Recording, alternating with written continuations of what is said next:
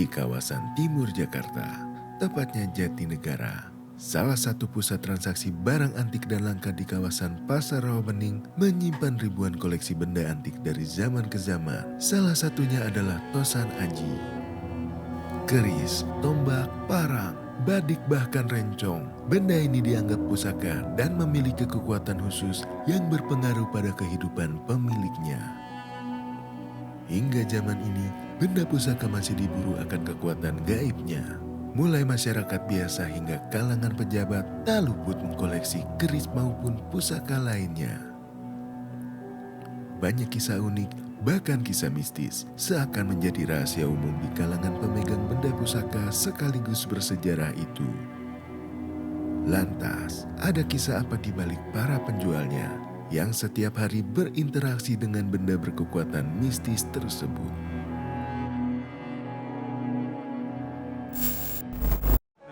Nama saya Jumanto. Saya dengan Angger Surya Gumilang. Sudah berapa lama kira-kira berjualan keris? Kurang lebih 23 tahun. Sebelum ini pasar lama ini belum dibongkar ya. Keris zaman era Rawabening sekarang dan era Rawabening dulu seperti apa? Sebetulnya sama aja ya. Sama ya keris ini. Ya ada keris sepuh, ada yang keris kamardikan, ada yang bilang ada yang STW gitu ya, ada gitu ya. Masih banyak nggak sih Mas Jum yang anggap kalau keris ini benda-benda bertuah punya kekuatannya sendiri, masih banyak nggak yang anggap seperti itu? Biasanya ya memang itu, memang cari ya maaf ya tuahnya biasanya gitu ya, tuahnya. Tanya pamornya apa, terus zaman kegunaannya gitu biasanya itu. Emangnya keris itu bisa nggak cocok sama orang nggak sih? Saya pengalaman dulu ada yang beli keris sama saya orangnya nanya, kira-kira ini keris ini cocok sama saya nggak gitu. Nah mau nggak mau saya yang ngomong sama orangnya, gini aja Pak, kalau lihat pamornya, ini kan pamor waktu itu Rojo Balorojo.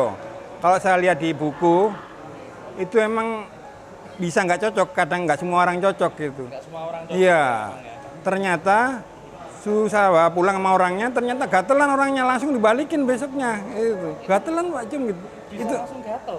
iya, sampai di rumah bilang gatelan, itu bener itu kejadian itu orangnya. Ya udah Pak, nggak apa-apa Pak. Emang saya udah bawa langganan namanya, udah langganan ya.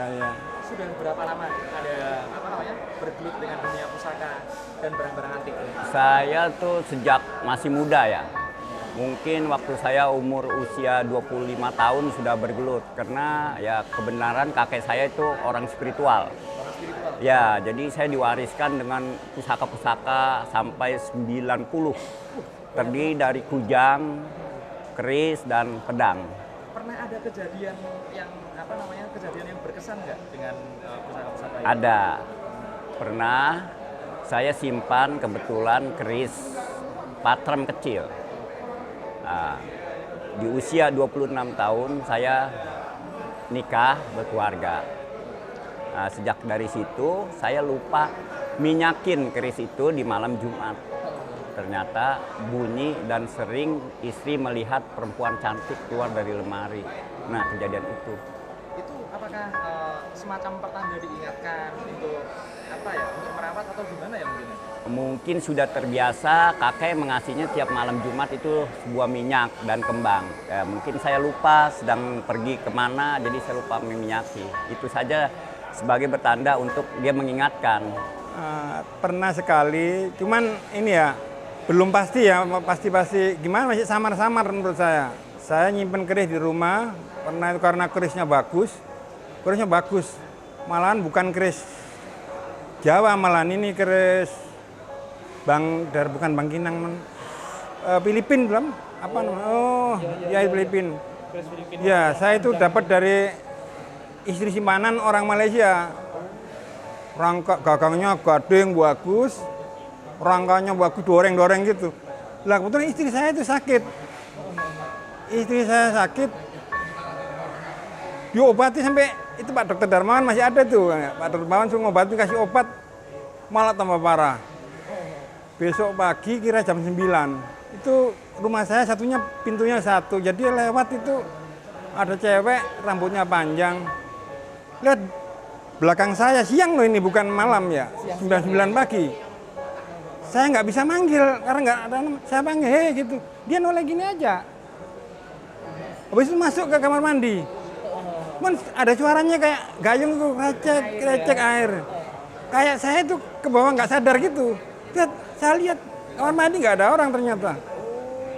Langsung besoknya itu langsung saya ke pasar, langsung saya jual berapa aja. Kerisnya itu. Iya, akhirnya kerisnya saya jual ke almarhum Pak Purnomo itu. Pak Purnomo, ya ingat saya itu ya. Kalau untuk dunia pusaka di Indonesia sekarang kira-kira ada bedanya nggak pusaka yang disimpan orang zaman sekarang dengan pusaka orang zaman dahulu? Tentu sangat beda. Kalau pusaka zaman dahulu selalu mempunyai rangka dan warangka yang bagus, dan keris-kerisnya pun ya masih peninggalan zaman kerajaan, dan terlihat beda secara, kita orang seni ya, jadi seninya pun beda sama buatan sekarang. Buatan sekarang pun lebih bagus tentunya karena udah modern ya. Jadi segi bahan-bahan sudah komplit. Alat-alatnya udah modern ya? Ya, tapi dari segi auranya ya beda, baru sama tua. Seperti ini saya punya ini. Ini keris Segaluh.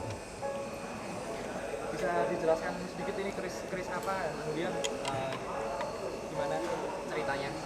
Ini keris Segaluh. Kebenaran saya dapat dari teman orang Ciamis.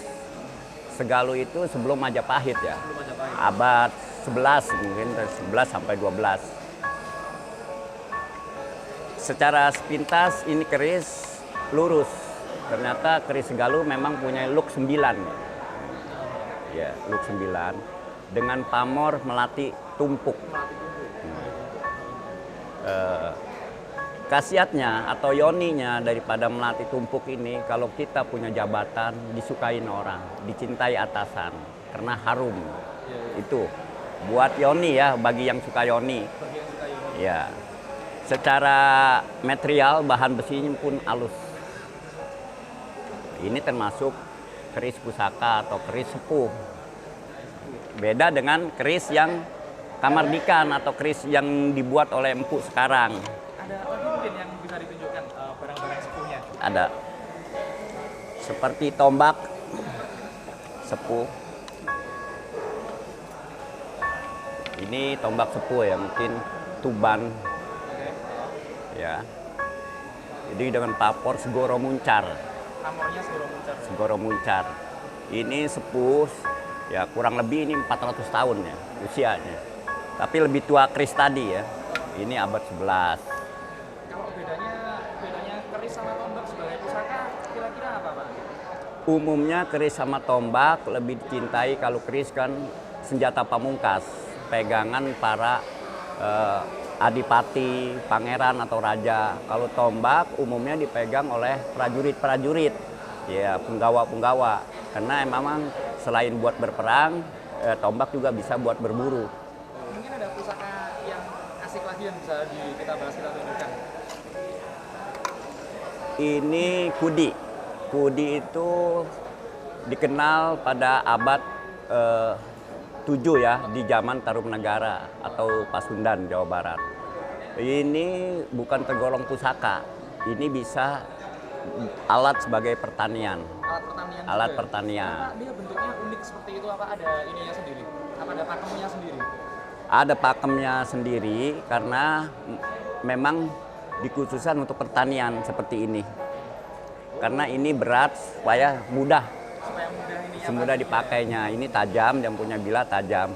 Bisa dibuat rumput, alang-alang atau padi dan sejenisnya. Ini kalau di pewayangan ada yang mirip senjatanya Bagong apa Petruk itu mirip senjatanya kayak gini ada. Ya, Antaboga ini mirip seperti ini, atau di dalam pewayangan Punakawan ya. Ini seperti ya kudi. Kudi ya. Ya, dalam bahasa sekarang sebelum kujang. Kudihiang, ya, zaman dulu kudihiang. Ya, zaman Jawa Barat seperti kudihiang. Saya punya pusaka, coba Jar. Itu tuh yang telanjang di bawah tas. Ini nggak di bawah. Ini saya punya tombak benda segodo dengan pamor dipijat. Oh ini bikinnya dengan metode dipijit. Dipijat.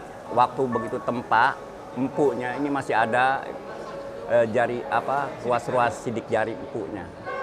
Jadi looknya ini look 1, 2, 3, 4, 5, 6, 7, 8, 9 pijatan. 9 pijatan. Iya. Berarti ini yang bikin bukan orang biasa ya kalau bisa memijat besi itu. Ya seperti empuk yang lainnya tapi empuk zaman dahulu ya punya kanuragan kedikjayaan yang mumpuni lah, yang dia bisa mijet besi panas-panas atau menjilat besi panas-panas. Ya. Kalau fungsinya sendiri untuk pusaka yang ini? Ini untuk menambah harta. Dulu mungkin raja atau ada seseorang datang ke empu untuk supaya dia hidupnya berubah, punya harta banyak, dia bikinlah benda segodo dengan pamor benda segodo pijet. Iya, jadi hartanya tidak kemana-mana gitu. Itu kayaknya ada keris kecil yang berhubungan dengan Semar. Ada erat hubungannya nggak Semar dengan pusaka-pusaka ini? Kalau ini keris Semar, ini Antaboga bukan Semar ya. Antaboga ya? Sedang naik naga. Ini artinya patrem atau jimat. Jimat bila mana anak raja itu pergi jauh, dibekali seperti ini. Oh, bekalnya memang Seperti ini ya? Karena di dalam raja seperti ini sudah ada raja doa-doa keselamatan buat anak cucunya supaya selamat itu. Energi benda pusaka bukan hanya dapat dirasakan secara spiritual, namun dengan metode tertentu ada cara agar orang awam juga dapat merasakan energi dari benda pusaka ini. Salah seorang pedagang pusaka di Pasar Rawabening menunjukkan kepada kami salah satu metode mengetahui energi benda pusaka. Baiklah, sahabat, saya akan menggunakan energi dari sebuah benda yang sudah taruh mantra. Mereka diam, ini kalau makin kuat dia mengangkat semakin berputar ya.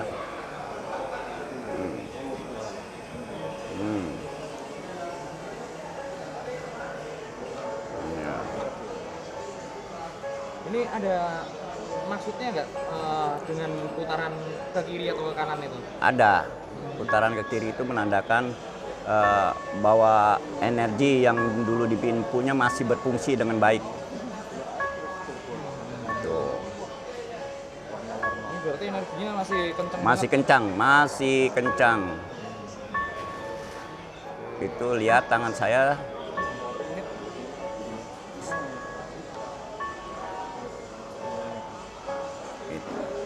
Mungkin bisa dicoba bendanya yang lain. Bisa. Saya coba yang baru ya. Saya coba yang baru, ini sebuah kujang ini baru ya, buatan sekarang. Ini kosong, memang tidak ada energinya. Kujangnya baru ya? Iya. Atau benda yang lama yang tidak ada energi. Oh, memang ada juga benda lama yang tidak ada energinya, seperti ini. Ini energinya memang sudah tidak ada. Ya. Ini beda. Bendanya apa ini? Ini tumbak. Tombak ya? Ya, dengan pamor, buntel, mayat. Coba kita cek dulu. Ini tidak ada energi. Berhenti ya dia? Berhenti. Walaupun saya goyangin, tangan saya nggak akan itu tertahan. Tuh, itu. Berhenti lagi. Iya, berhenti lagi. Ini karena nggak ada energi, yoninya sudah tidak ada.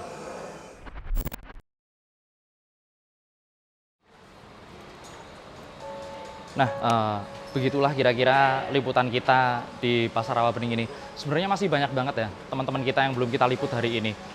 Nanti lain kali kita bakalan liput yang ada di bawah. Buat kalian yang pengen liputan apa di tempat ini, silakan tinggalkan di kolom komentar.